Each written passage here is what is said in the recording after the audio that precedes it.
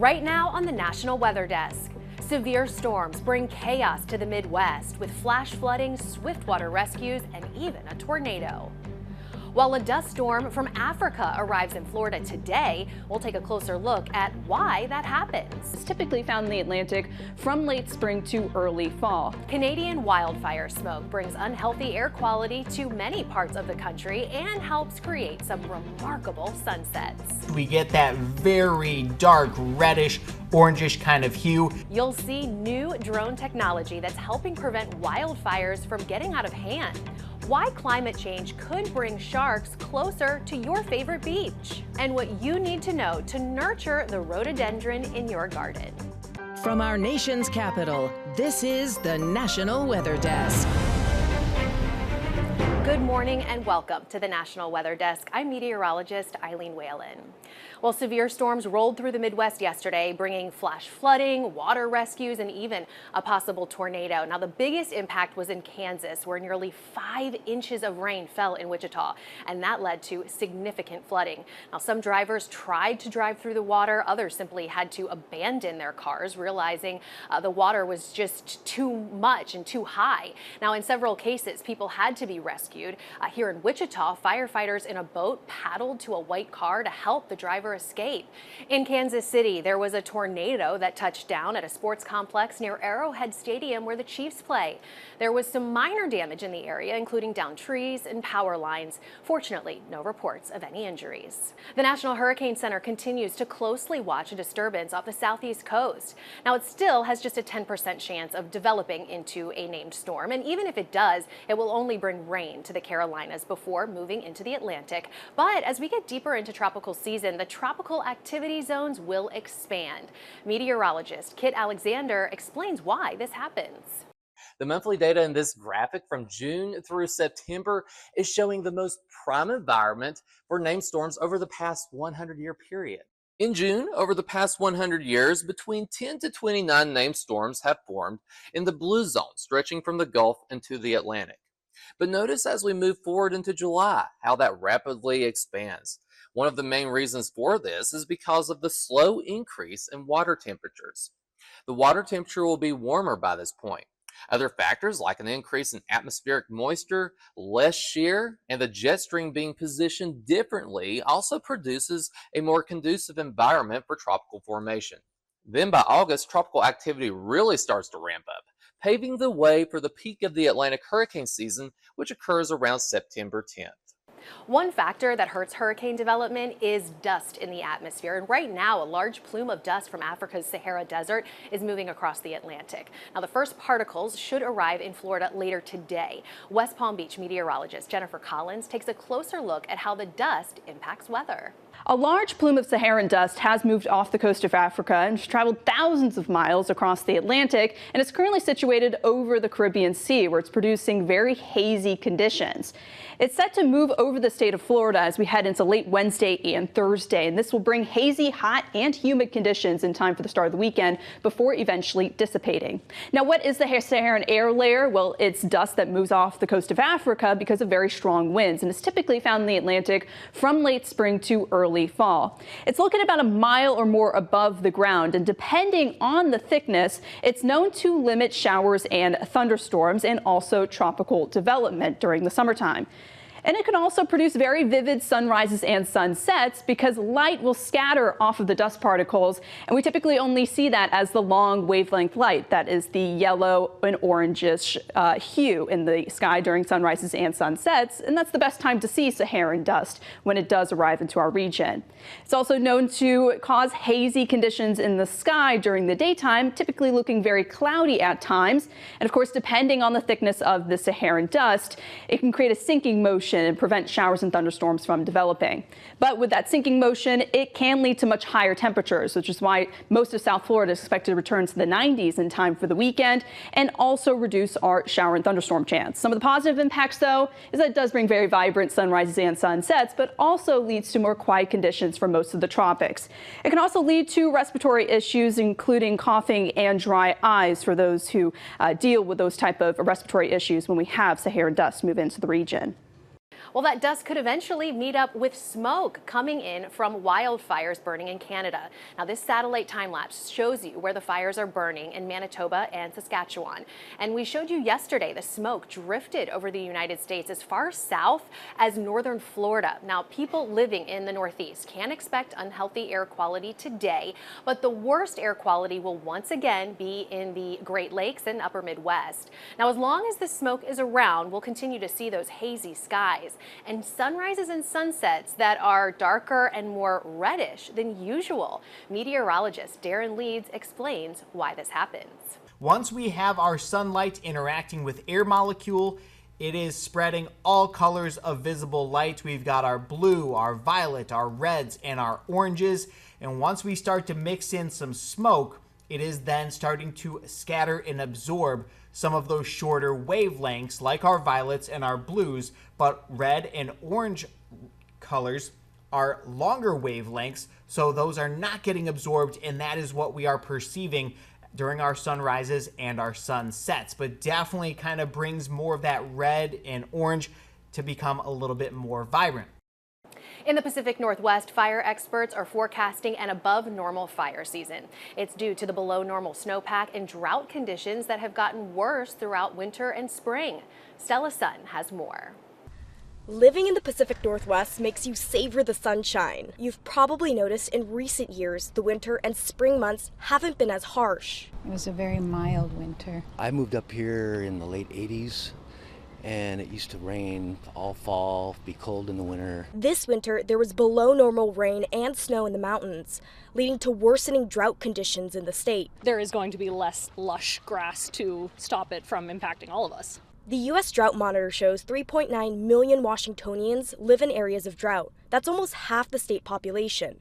Right now, in the tan color, 23% of the state is experiencing moderate drought conditions. In yellow, 30% of the state is under abnormally dry conditions. There is a major concern. Concerns growing about how the worsening drought will affect fire season.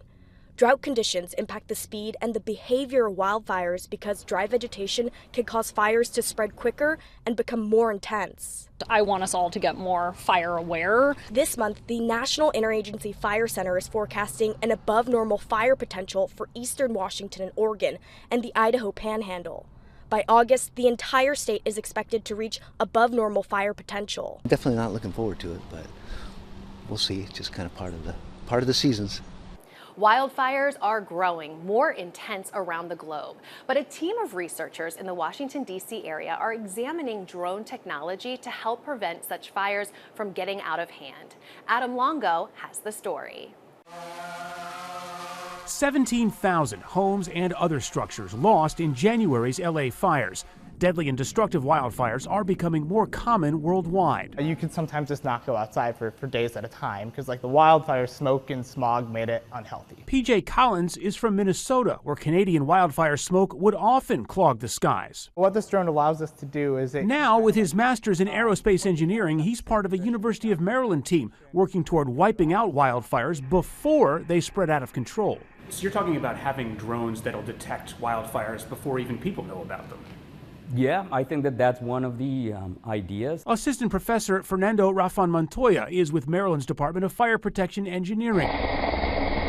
Early tests are showing promise. The actual payload they'll use will be a lot different than just a water balloon and be able to disperse from a higher altitude. We also hope that it's going to be relatively low cost and relatively easy to implement. The idea is that it should be fully autonomous. This would be part of a fleet of drones. Yes. You would have, I guess, would we call this one a surveillance drone, and then you would have others that are suppression drones? Yes, exactly. They envision a UAV platoon spread out across the skies, patrolling high-risk and hard-to-access areas. Think of wildfire season. This can be permanently on in a sense.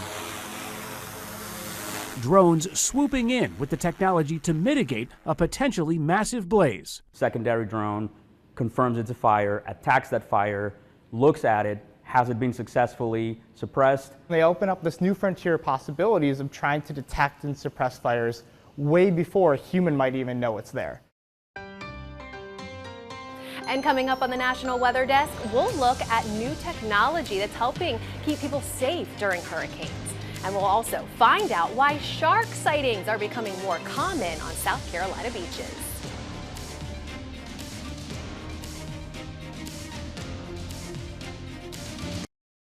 You are watching the National Weather Desk.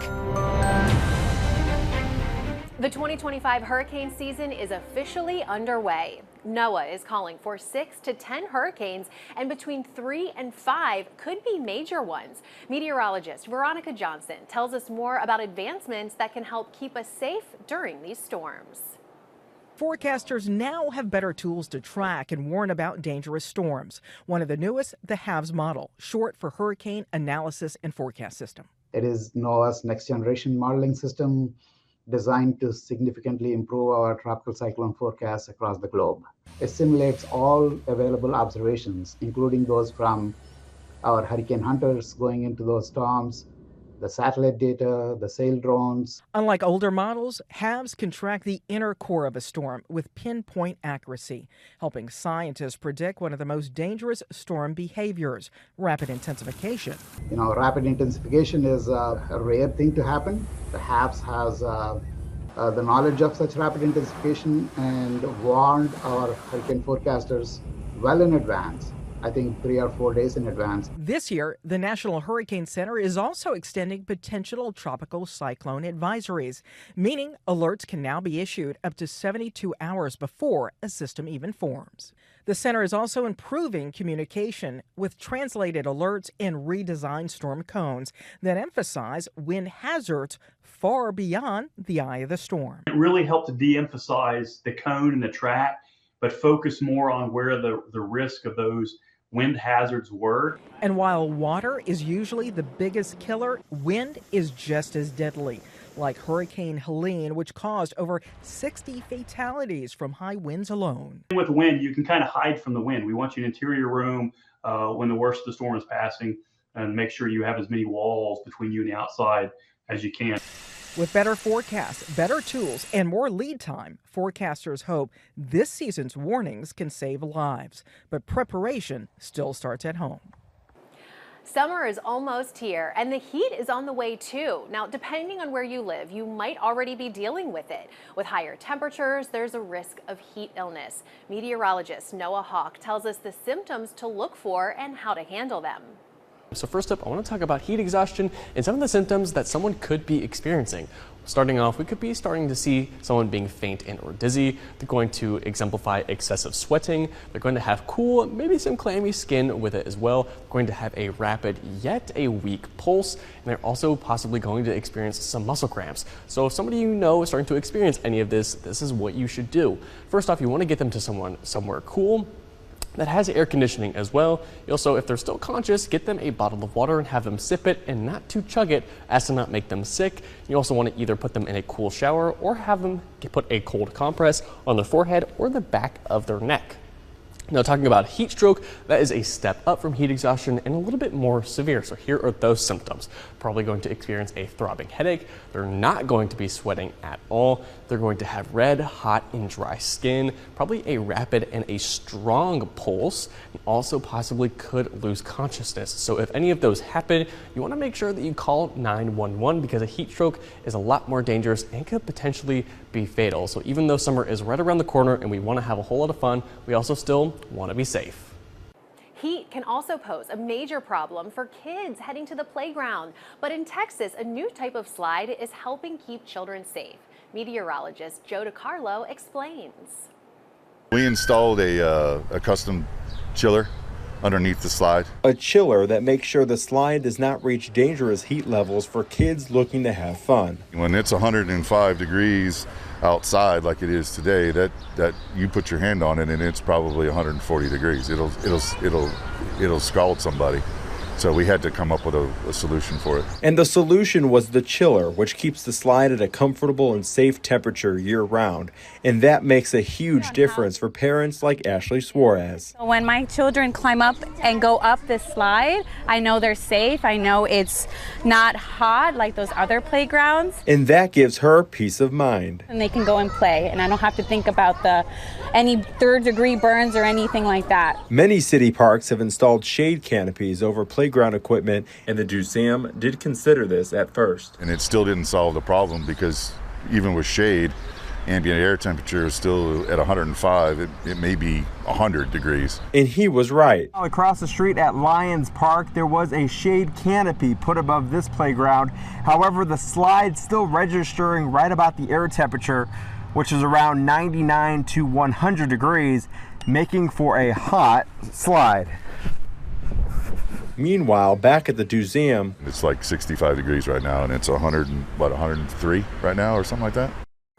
To beat the summer-like heat, many people head to local beaches. But as meteorologist AJ Mastrangelo explains, even though the water may look enticing, it's a good idea to stay mindful of cold water safety. Those water temperatures take longer to kind of warm on up here through the spring season. So let's first talk about the cold water safety temperature thresholds. 40 to 50 degrees, don't want to be going in the water. Painfully cold, total loss of breathing, quickly losing control of your limbs if you do end up going in that water. And where we are today, 56 at Connecticut Point, our water temperature is still the dangerous level. You cannot regain control if you do lose your breathing with water temperatures like this. You'll lose control of your limbs after just a few minutes of immersion as well. Now, once we get to 60, 70 degrees, that'll be as we continue through the June season for the oceans, as well as a little bit faster for some of those interior ponds and lakes. Difficulty breathing still possible. Wetsuit still recommended under 65 degrees. Actually, your breathing still even slows down under 77 degrees of a water temperature. 70 plus is okay. That's when it becomes more tolerable. If you do end up going in the water, you want to make sure you're being very, very safe, doing it slowly, not jumping right in, perhaps just dipping the toes. Let's talk about cold water safety. 5 golden rules. Wear your PFD, your life jacket, especially if you're on a boat, a kayak. Dress for the water temperature, not the air temperature. Field test, swim test, both your gear. And of course, plan for the worst that can happen if you do end up going into the water unexpectedly. And a new warning for anyone heading to the beach this summer. Officials are saying keep an eye out because sharks may be moving closer to beaches because of climate change. Fallon Mears has that story. Animals are trying to stay in cooler waters, so they tend to be moving a little bit more north or more south. Sharks are diving into deeper waters, trying to stay cooler. Harley Newton with OSearch says it's not just a temporary change. The other thing that we're seeing is we're seeing nursery sites for different species of sharks start to shift northward as well. Newton says the warmer waters and prey are what is moving them to different areas, and it could cause some issues for the food chain. So potentially we're going to get into situations where we have sharks moving into areas just following their prey or having to expend more energy in order to find their preferred prey. And I think there's going to be variation. I think some sharks are going to be resilient to that and other species are not. Their research doesn't stop here for the apex predators of the ocean. Other is some of the impacts that we don't really understand well, which are like the health and reproductive impact. So particularly for white sharks. And their goal stays clear. For us, it's really trying to connect people to sharks and understanding that they are important balance keepers of the ocean. You know, they're not something to be feared, but they're actually critical to ocean health. And time now for a short break, but first we take flight over beautiful Lake Powell.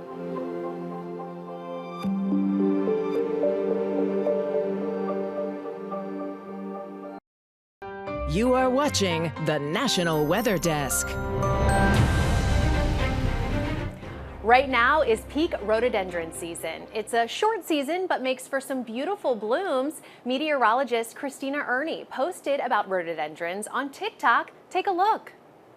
It's been a really good year for rhododendron bushes this time of the year in New England. You know, these big, beautiful bushes that get even bigger if you don't prune them. They come in a wide variety of colors, bright pink, white, and sometimes more on the purple side. They look so good this year for a variety of reasons. First, we saw a lot of rain from winter through late spring, and rhododendrons need a lot of moisture, also soil with good drainage. So we didn't get a late frost this year, which typically kills any new buds. But unlike other plants like hydrangeas or lilacs where they can have on and off years, rhododendrons are pretty consistent with their yield year after year. And if you want it to look this nice year after year, once these flowers fall off in summertime, make sure that you're pruning back the bush to up to 1/3 of its size. We'd love to share your weather content on the air. You can find us on all your favorite social media platforms. Just search the National Weather Desk. We'll be right back.